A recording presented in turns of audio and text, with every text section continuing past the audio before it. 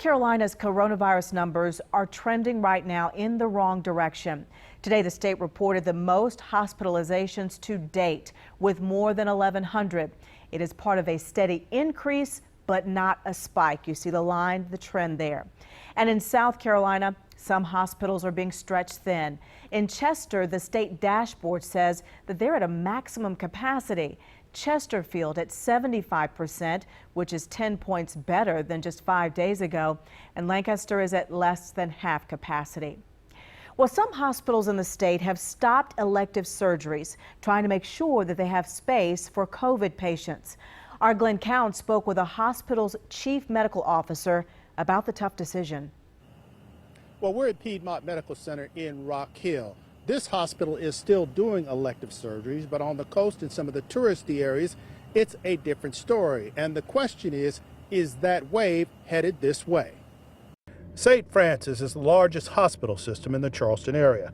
As of today, if you need elective surgery, you will have to go someplace else. We are seeing an increasing number of sick patients, an increasing number of younger sick patients. St. Francis is seeing a surge of COVID patients, and to take care of them properly, the system is shuffling staff. What should that say to the rest of us about the level of the problem that's in your community?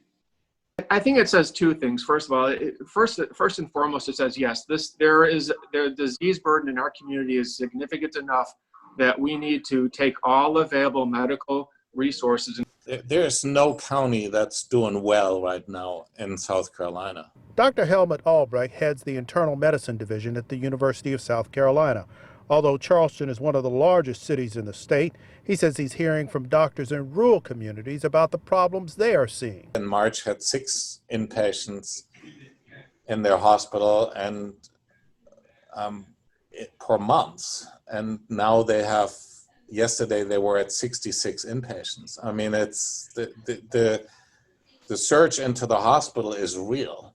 This is a COVID ward at St. Francis. Not only are they getting more patients, those patients require more care, which means more staff. Consider what one nurse's day looks like. While she's in the room, it may not be unusual for her to need another medication, or she may have drawn some blood and she may need a runner to take that blood and run it down to the lab. She may need another nurse to go to our pharmacy and get her medications. It's not reasonable or practical to expect that nurse to continuously take on and take off the protective equipment in order to do all these tasks. Which means that nurse will spend long periods of time at the patient's bedside, all suited up in protective gear.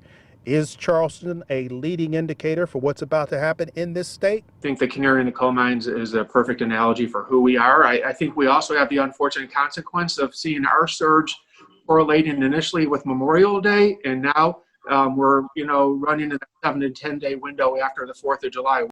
Well, experts say that elective surgeries can't be put off forever, and it really just depends on how much pain the patient is in. If they are forced to wait, their condition will get worse, and so there is a balancing act involved. Back to you.